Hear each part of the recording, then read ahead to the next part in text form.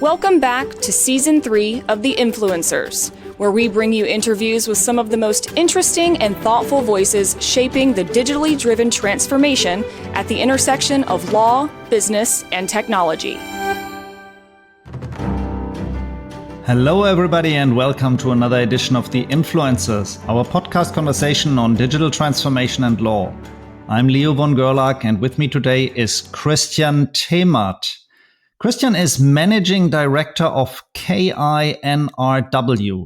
KI.NRW is the networking and competence platform for artificial intelligence in and for Germany's most populous and industrial region, North Rhine-Westphalia. And it's run and led by Fraunhofer IAIS, the AI branch of Germany's flagship technology research institution, Fraunhofer Institute.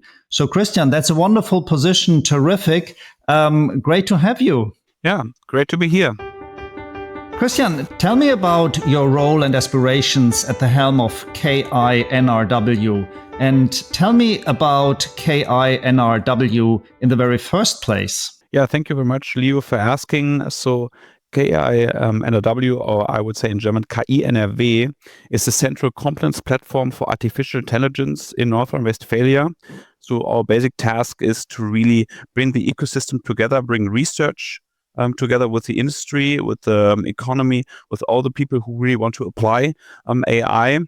And this is also why we really want to strengthen the ecosystem with technologies out of North Rhine-Westphalia, but also closely collaborate with the other states in Germany, but also across Europe and across the globe to really drive the application of AI forward. So really driving the application of AI is one of our key goals. And I would say usually we want to play with AI in NRW in the Champions League of Applied AI. So really being at the forefront of playing it successfully. That's very interesting. And I understand you are closely connected or even led by Fraunhofer IAIS, and that is the AI branch of Fraunhofer Institute. Just tell us about how this link works and what the role of the respective parties are. So basically, we are funded by the state government. So we get money from the state government, but we are all Fraunhofer IAIS employees.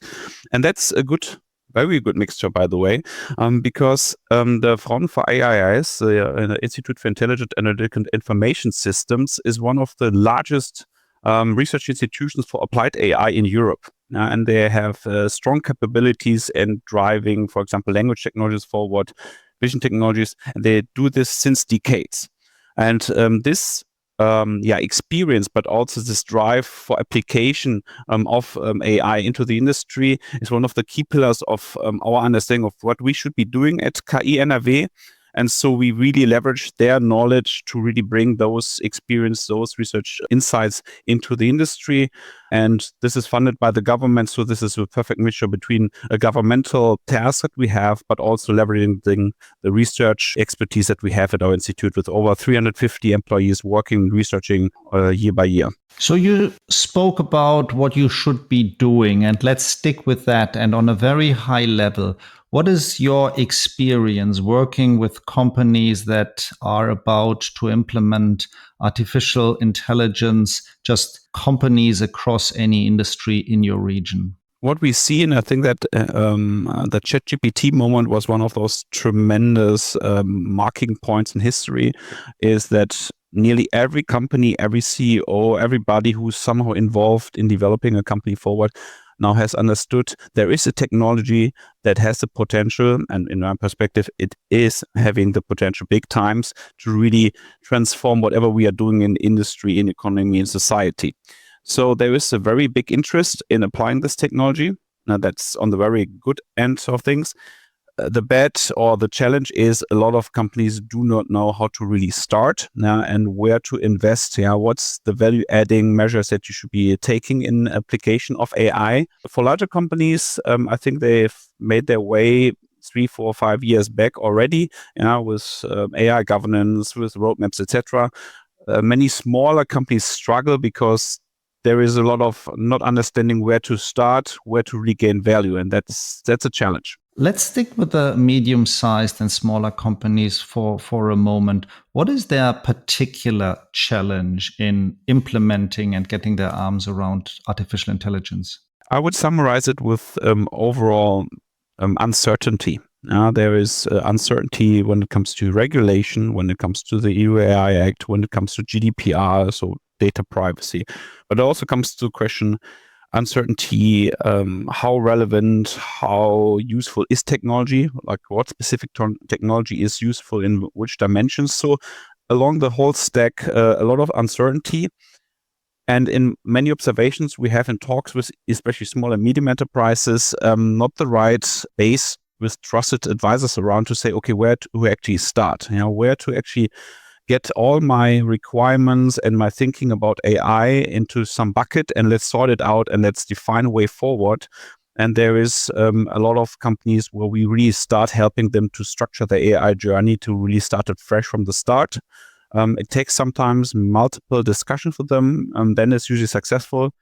But obviously we cannot talk to every SME in NRW, so that's also a challenge for us. Yeah, obviously. And it sounds like you are very kind of deep into AI consultancy. And you may have noticed, does it make a difference in which specific industry sector your client is operating? Usually we do not see big differences across the sectors. Surely you have companies or industry sectors which are more digital affine, where data plays a way more important role since basically the beginning of setting up those industry sectors. But overall, we see the same challenges across the board. We rather see differences if companies are rather bigger and better established, have their own employees already working in domains like AI and data, and smaller companies who need to deal with the same people working on technology questions on AI, but also on research and development for their products. So this is rather a question between big and small. And what would be the most typical use cases of these smaller and medium-sized companies? I would say AI is one of those technologies which can be applied as an enabler, as a supporter in many, many different domains of a company. And that can be from administration, marketing, sales, etc., going really to the production domains.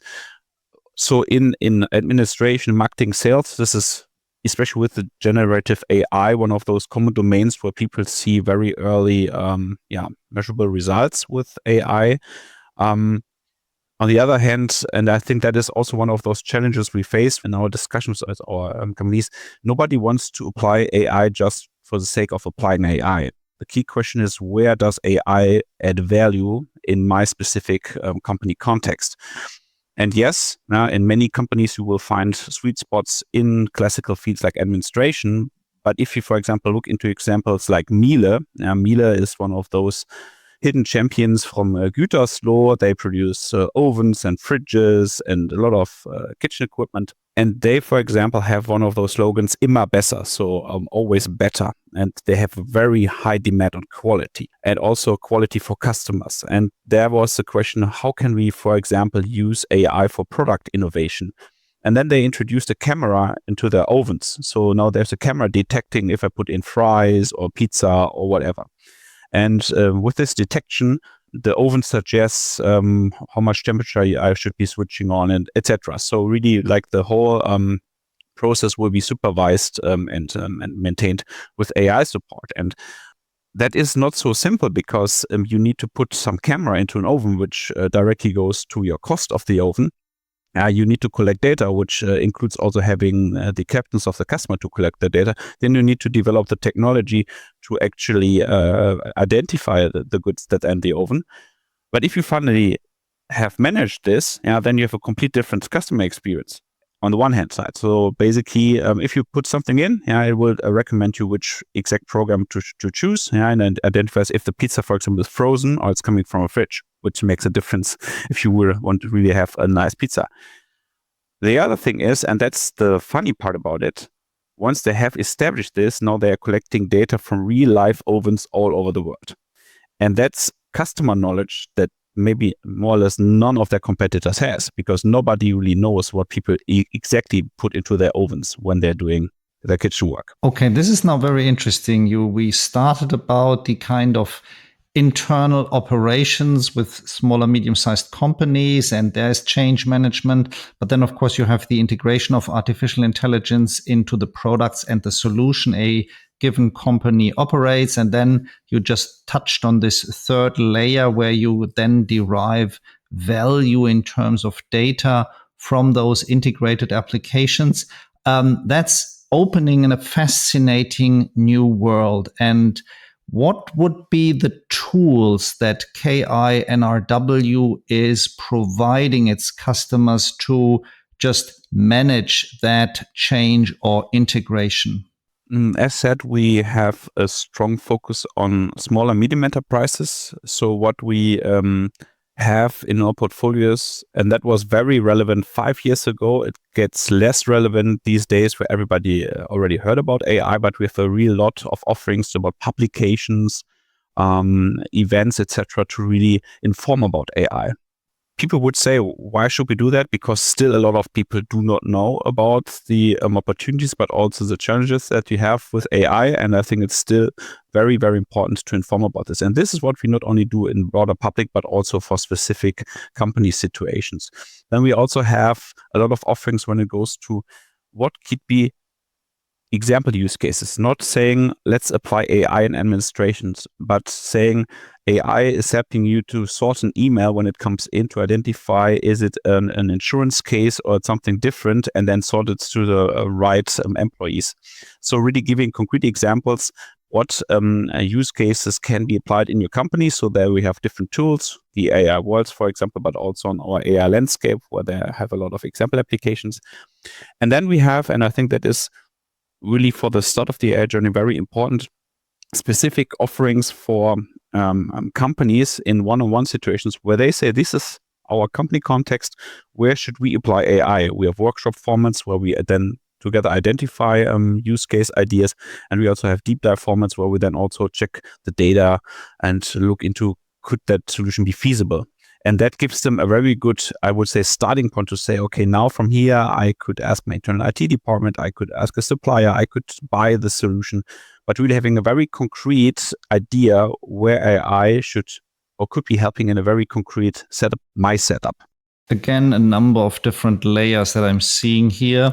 On the one side, there is this educational, enlightening role, but then there is this going deeper into the weeds and brainstorming and strategizing how a solution could be integrated into a given product. And that all being so, I assume there is a difference whether you speak to more digitally native companies, to those who develop themselves in the space of AI, or whether you speak about those who apply. Does that make a big difference how savvy your clients are in terms of technology? Yes, absolutely. So I think that makes a very big difference. Usually those companies that you just mentioned, digital native companies, companies that produce AI solutions, etc. So let me be very frank. I don't go in there and say, let's identify use cases. Let's tell you about the value of data. Now, so I think that message is very clear. Those companies usually have a very good background in this already.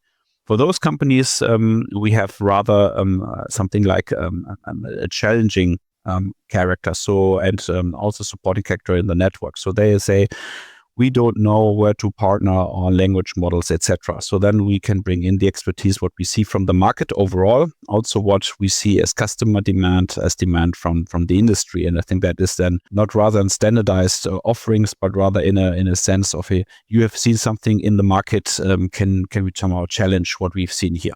And if you go back to those examples that we described earlier, where people focus on production of materials, they're producing profiles for Windows, etc., then they are not digital native usually. They're not producing AI solutions. And then it starts with our, I would say, very hands-on offerings to restart the AI journey. Coming back to your question, it makes a big difference if they're digital native or not. Speaking about differences, I mean, if a short while ago it was all about building communities and we are all together and just all humankind, and that kind of mood has shifted a little bit. Everybody is just struggling for their own supremacy, be it a company, be it a region, be it a country.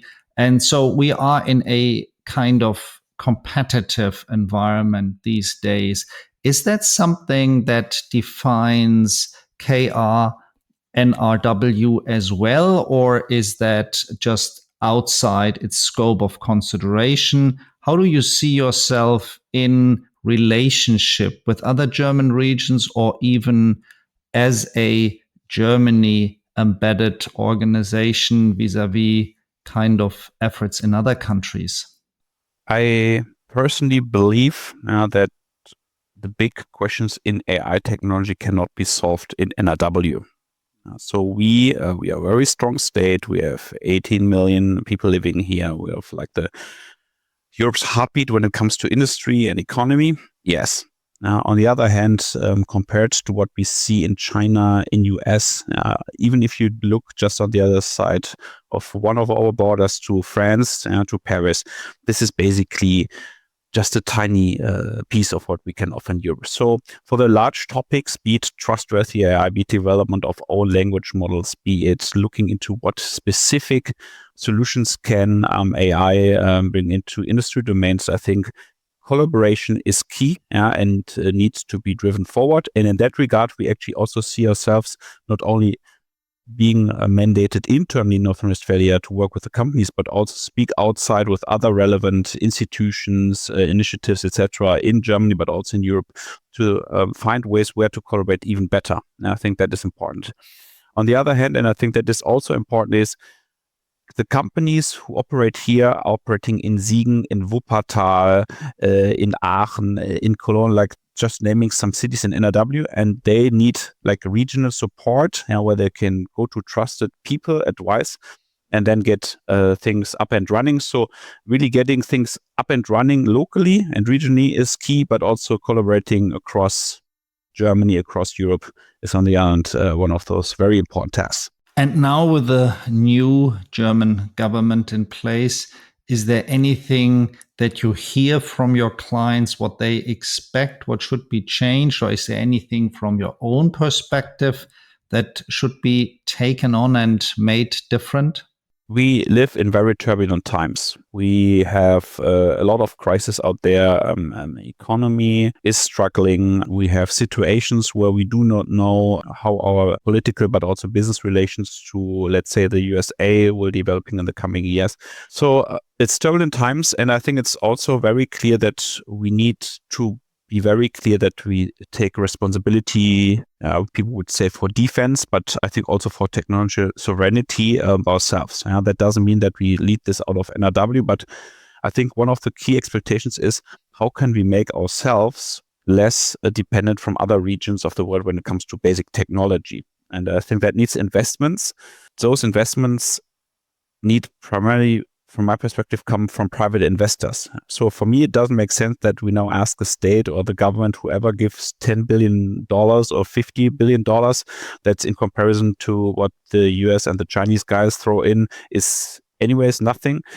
But the question is, how can we activate the entire ecosystem so that we drive the application of AI forward? And in that regard, I asked the government to really think about what kind of regulation do we apply. Now, do people understand it? Is there any way of where we can bring research funding and corporates closer together? And how can we also make the government, the state, as one of the four front runners of applying AI to really digitize the whole government and be a very good customer for our ecosystem, drive startups forward? I think that would some of those things that could help a lot. That makes a lot of sense. So asking the government to step up and encourage and support everybody to take their, I think, deserved place at the table. We will see whether that works out. Christian, that has been extremely fascinating speaking with you about those AI supports in your region. Thank you so much for being with us, and thank you everybody for for tuning in. And I hope you join again for the next session of The Influencers that is coming up soon. Until then, take care. Goodbye. If you're eager for more on the latest digital trends, visit our Digital Transformation Academy at engagepremium.hoganlovells.com/Digital Transformation Academy for interactive videos and our podcast archive, or our Digital Assets Hub at engagepremium.hoganlovells.com/resources/blockchain for thought leadership and guidance about all things digital assets.